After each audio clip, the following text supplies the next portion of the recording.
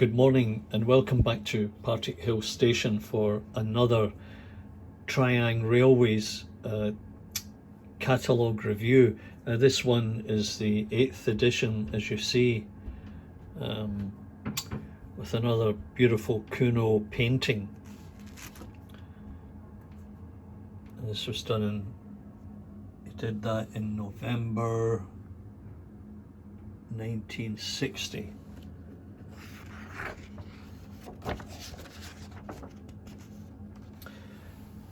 Now, the one thing you'll notice about this edition is that these don't appear to be real models.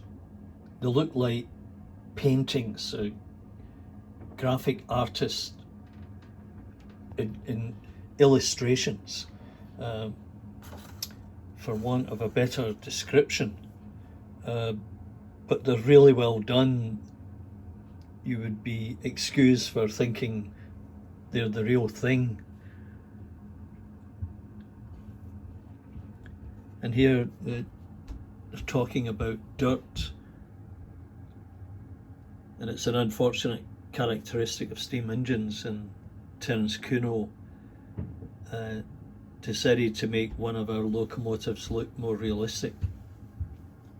So he painted on the dirt, and here is the result.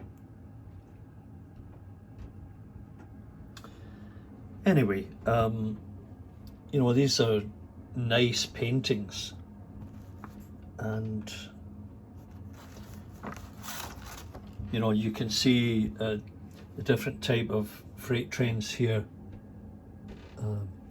with a variety of stock of goods vans and wagons. I'm sure you all seen these, or most likely had them, or accumulated them over the years, as I did. In fact, you've probably seen a few of the ones I've got around here. Yeah, and you see clearly this is definitely an illustration.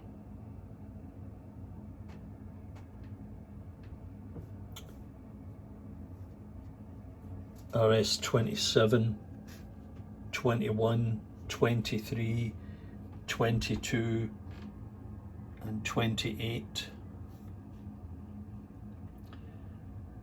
They all look really, really well done, very effective and appealing. And you see the note here, these locomotives fitted with smoke and magnesion. Now, I was watching Alan in the Loft yesterday, and you know, he received a bunch of locomotives in a box, and one of them he renamed it Spitfire, and it had the loco had magnesion and it had smoke, so he cut out the smoke, and then, you know, he removed the wiring and the cog for the smoke generator. And in another one, I guess it was 00 Bill, he removed the magnets just to change the weight and the balance of the locomotive.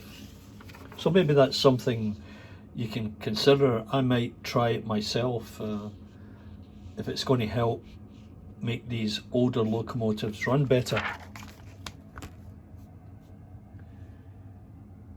Now, that A1A, I've never seen a model that looked just like that.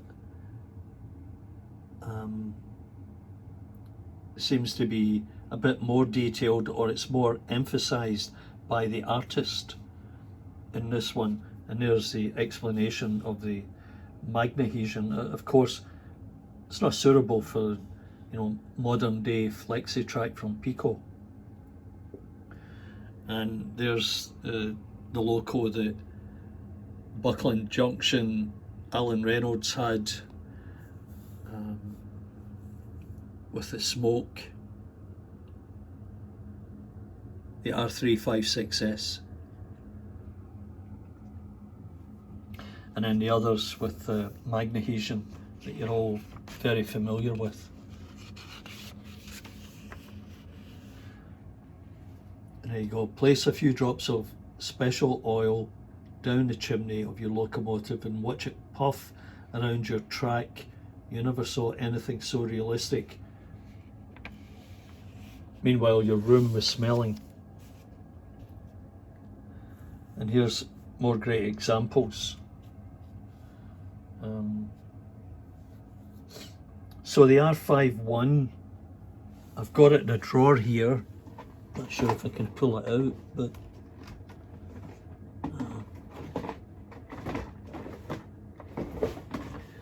no, I put it away so that it didn't get damaged while I was trying to repair it. But it's a great looking loco. And I'm not sure if these were the ones that Alan had running yesterday. He had a 4-car set on his layout. It may have been this.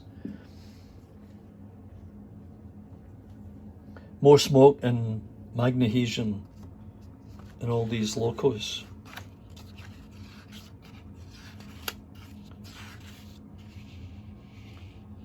You know, once again, the artwork's tremendous. And now we're into the coaches. And it's interesting to note here that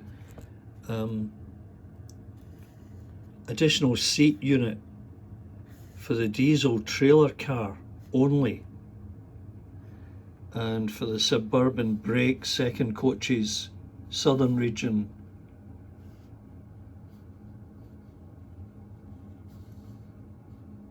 So I don't know if there are seating components that can be added in to all the range of coaches. As I said in an earlier review, that the Thomson coaches I have don't have any seats, and I'm just wondering if, you know, maybe they are available, or, you know, somebody has them in a collection somewhere. So at this time, you know, it's close fitted windows, correctly detailed underframes, and solid axle boxes were the latest upgrade.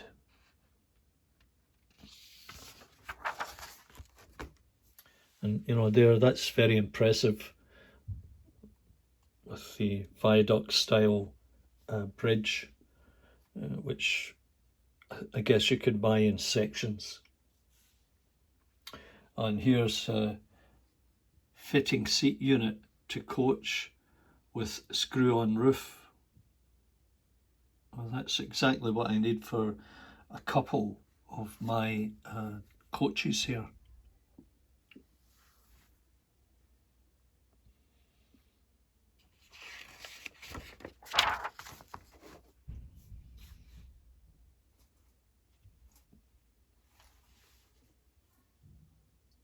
Now I do have one of these, I think I've told you before.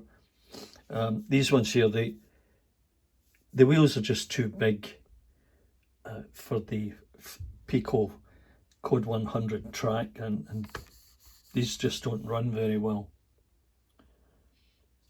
I'd like to get my hands on some of these tanks. I've never really seen them. I've only read about it or saw photographs like this. But a few of those would be nice to have. They're obviously the right scale. And the usual,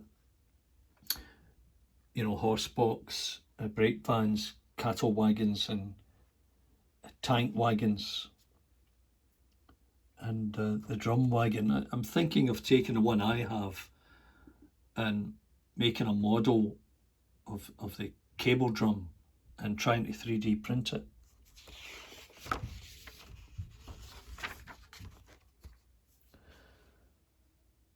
Here's a Series 3 track and Super Track 4, which was new.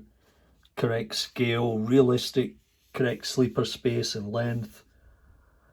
Facilities for clipping accessories, excellent electric continuity. Plated steel track and fish plates, close double track spacing and self-isolating points.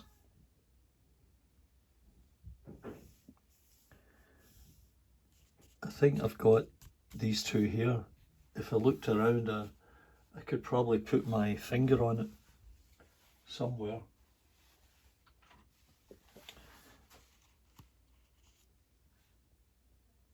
Yeah, I'm not sure if it's very close to being like this one, maybe.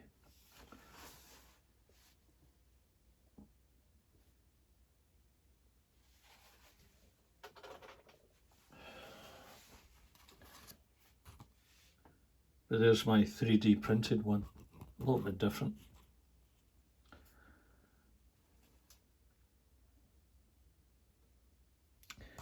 Anyway, I digress. And now the selection of track and points.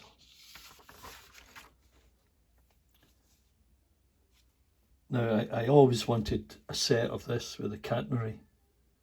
It would look very good running around here. I've never seen these available anywhere, and I'm not sure how reliable they are and if they work correctly, but it would go great with this loco that I have. And in your Transcontinental series, if you're into cowboys and Indians, this would be ideal.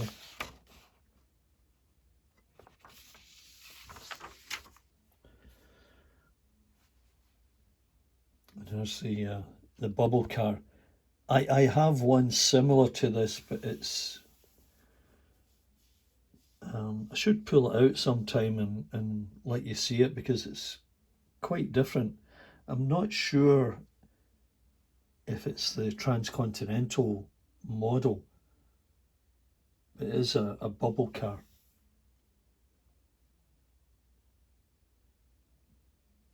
And these here I understand to be highly collectible. Chams123 has a collection of these, and he was selling them. In fact, told me that a woman here in Ontario bought one from him, from his collection, that he was selling off. Now this R254, I've seen similar prototypes in the shipyards in Glasgow. I have a couple of photographs of one of these hauling steel plates in the front gate of the shipyard.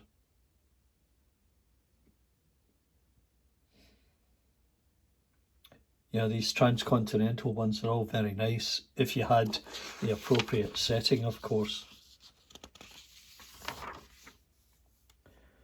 So they had quite a collection and variety of additional wagons and cars, as they call them. And I've seen a prototype of one of these in a museum up in Quebec. It's pretty big in real life.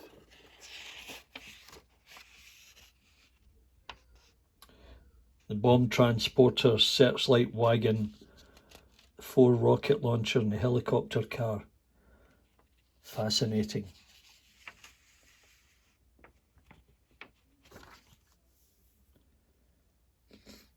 And there's Triang Mini motorways. I've got a couple of mini cars around. Let's see. I think that's one. The E-Type.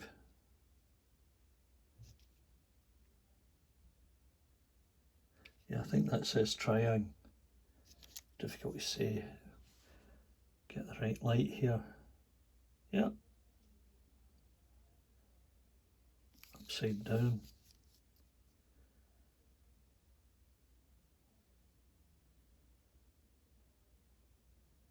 Anyway, nice model. Might be a collector item. And then, of course, the ubiquitous railway crossing. Excuse me. Double track. I should maybe look for one of them or try and scratch build one.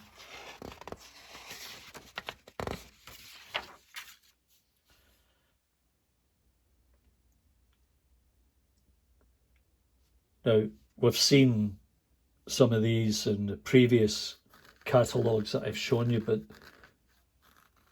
these are just different because they're all artists' impressions of what the real thing would look like as a model. I'm not really sure why they did that. I must look into it. I'm sure many of you have this bridge.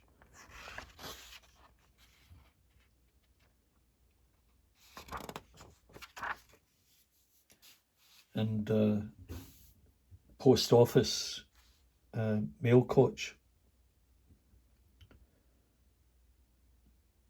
Or the Royal Mail, I should say, working model. I've got all of those.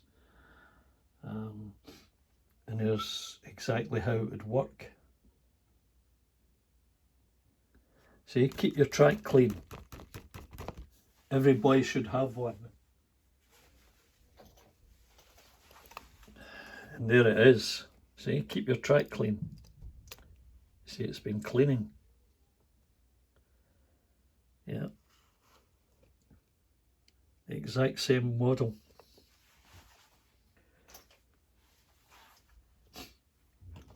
And there's all your little buildings and trees and tanks and windmills. They never really looked realistic, but they were great for the time.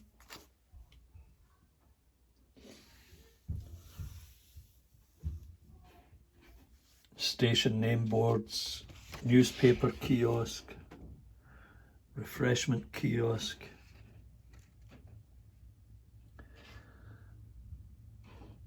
Telegraph poles.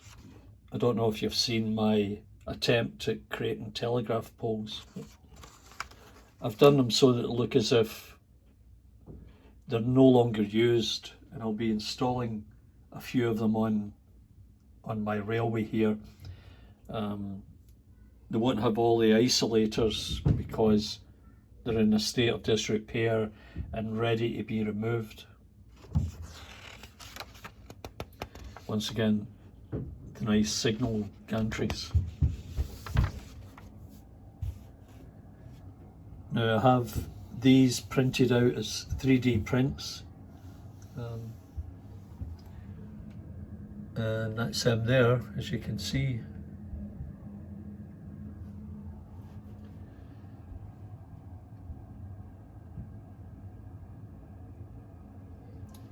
The notification boards, name boards.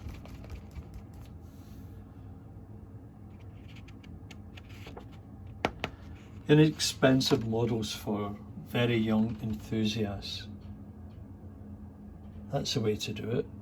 Encourage children to pick up the hobby. I purchased a Hornby Christmas set. It's in a box in the other room. I think it cost me $80 Canadian. And I haven't really brought it out yet. I will do when the grandkids are more able to control it without going at warp speed, if you know what I mean. And of course, every locomotive must have a figure. Really, there's no excuse to see trains running around without a driver and an engineer to stoke the fire.